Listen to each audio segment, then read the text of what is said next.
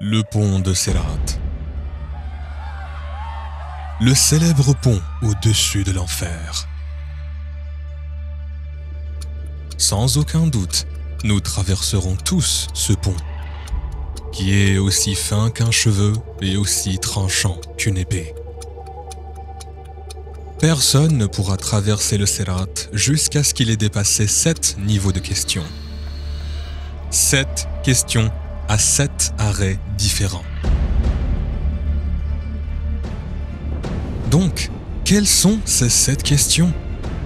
Et seras-tu prêt à répondre à ces questions?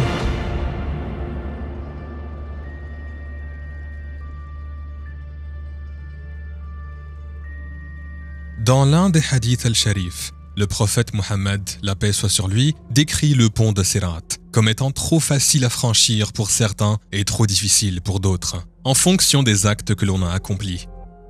L'enfer a un pont plus fin qu'un cheveu et plus tranchant qu'une épée. Il y a là des entraves et des épines saisissants qui Allah veut.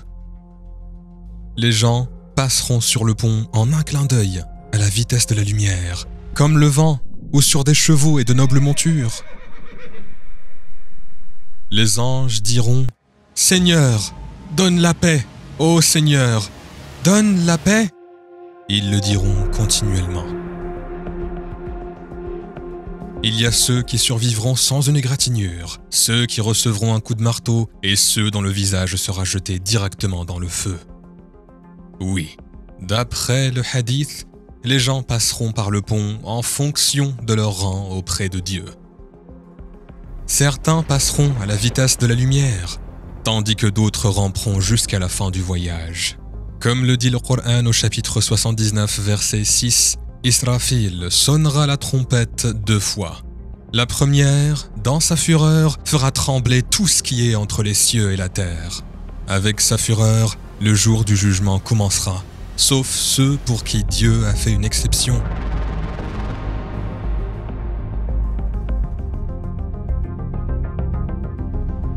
Au deuxième coup de trompette, la résurrection commencera et les gens courront vers leur Seigneur pour être rassemblés dans le mahshar, le lieu de la résurrection. Ceux qui seront ressuscités dans ce mahshar effrayant recevront un registre des actes qu'ils ont commis sur terre. Il est dit dans les versets du Coran, « Le fait que votre dossier vous soit remis dans votre main droite est un signe et un bon présage du paradis. Et si votre dossier vous est remis dans la main gauche ou par derrière, c'est une annonce du châtiment de l'enfer. Sur la terre, les anges scribes appelés Kiraman Katibin enregistrent tout, partout. Tout le bien que nous avons fait et les péchés que nous avons commis seront devant nous. »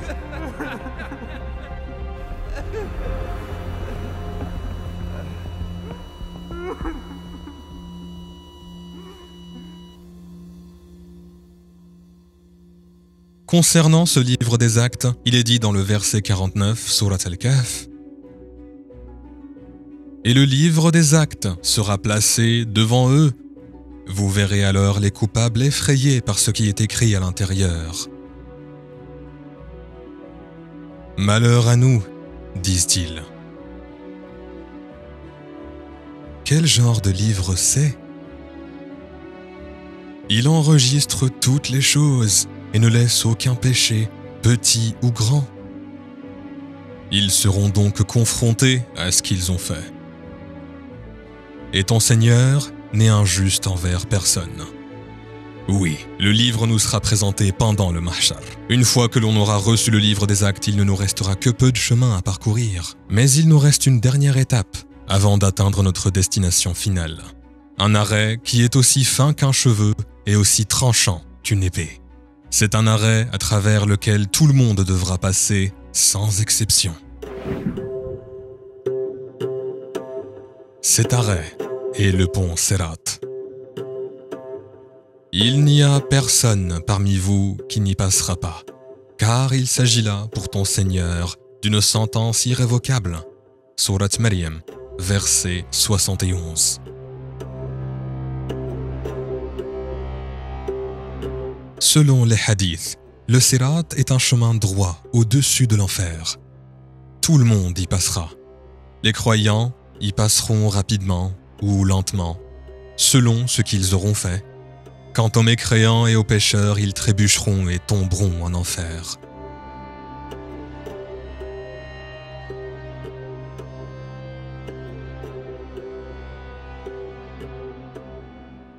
Dans un hadith de notre prophète, la paix soit sur lui, les premiers à franchir le sirat seront lui-même, puis sa umma.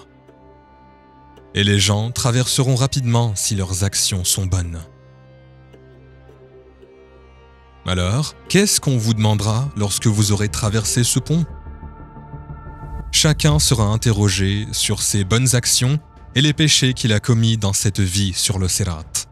Comme nous l'avons dit au début, personne ne pourra franchir le sirat avant d'avoir été interrogé à 7 arrêts. 7 questions à 7 arrêts.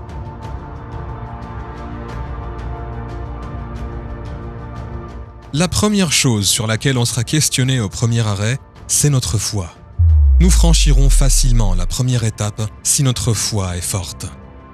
Mais les gens qui n'ont pas la foi commenceront à tomber en enfer dès le début.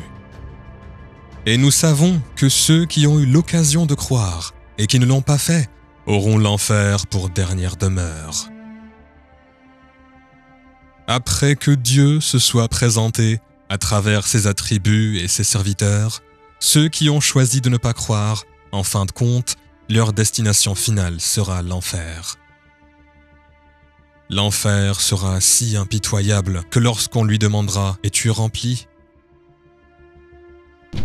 il hurlera en réponse « Y en a-t-il encore ?» Autrement dit, quel que soit le nombre de mécréants ce jour-là, l'enfer ne sera jamais plein. Mais n'ayez pas peur.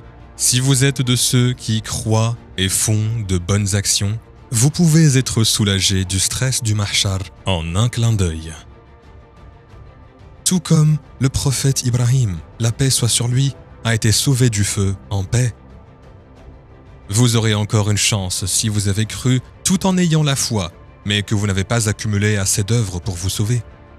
Sinon, il y aura des crochets qui ne vous laisseront pas tranquilles à cause de vos péchés. Si vous vous libérez de ces crochets, alors tant mieux. Mais si vous n'y arrivez pas, le feu de l'enfer vous attend pour vous engloutir.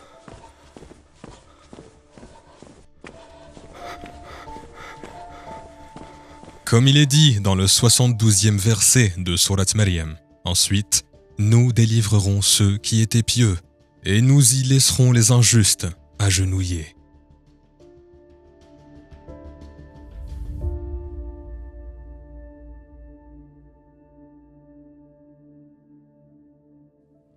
Continuons à discuter du déroulement de notre voyage sur le pont.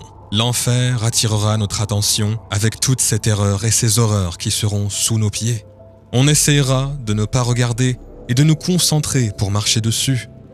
On regardera les personnes qui nous entourent. D'une part, il y aura ceux qui se sont repentis, et d'autre part, il y aura ceux qui tomberont en enfer. Il y aura aussi ceux qui ont été attentifs à l'au-delà pendant qu'ils étaient dans ce monde.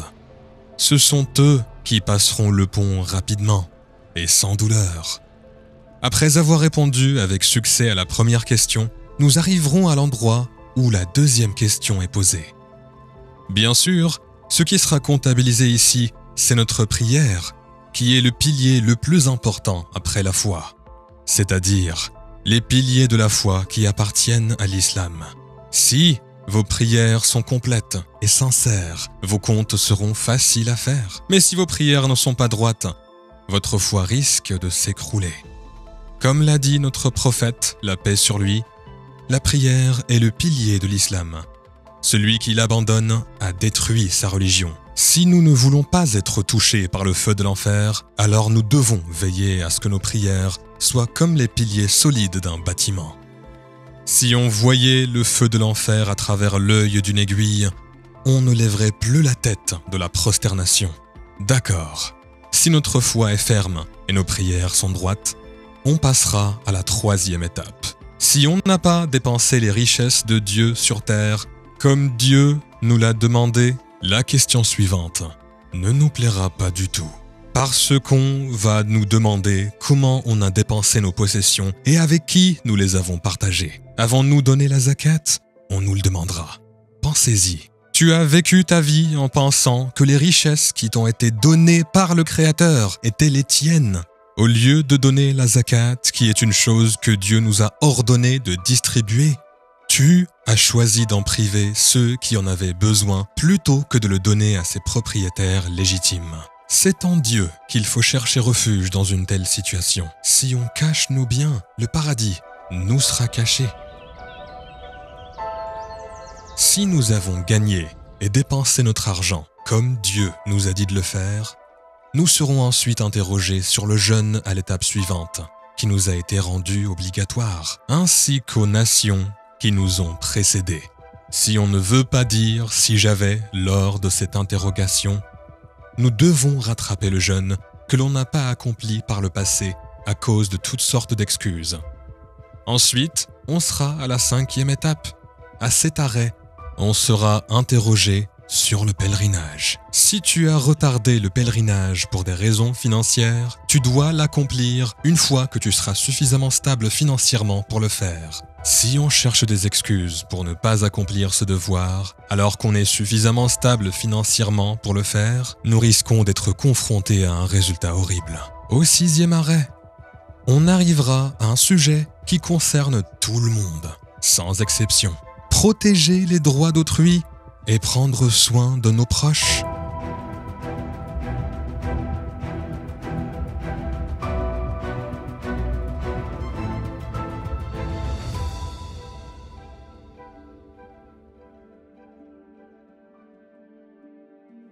On ignore toujours le droit des autres parce qu'on s'en empare.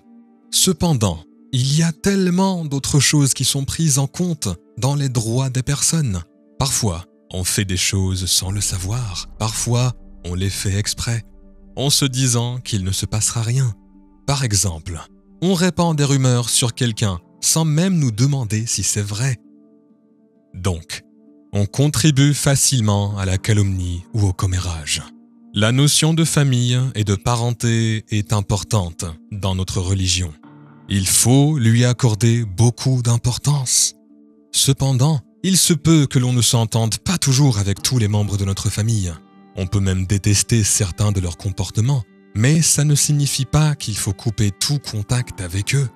Revenons aux exemples des compagnons de notre prophète, la paix soit sur lui. Certains de leurs parents n'étaient même pas musulmans, mais ils cherchaient quand même à les satisfaire, sauf dans les domaines que Dieu interdit. Après avoir passé tout ça, on sera interrogé sur la propreté, c'est-à-dire le rousl. Si on a réussi les 6 questions précédentes, par la grâce de Dieu, on fera partie de ceux qui privilégient la propreté. Si on avait des problèmes avec la propreté, il serait peu probable que l'on réussisse les questions précédentes.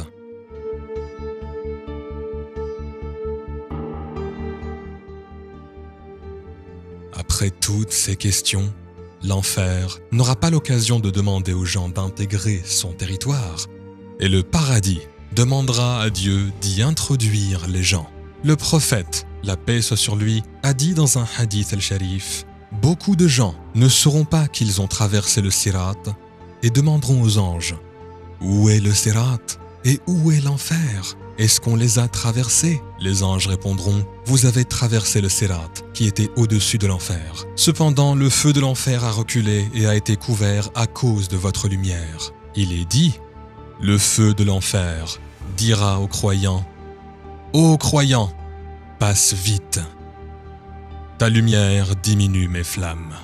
Si Dieu le veut, on pourra être récompensé avec le paradis. C'est un si bel endroit où aller à la fin de tout ce voyage.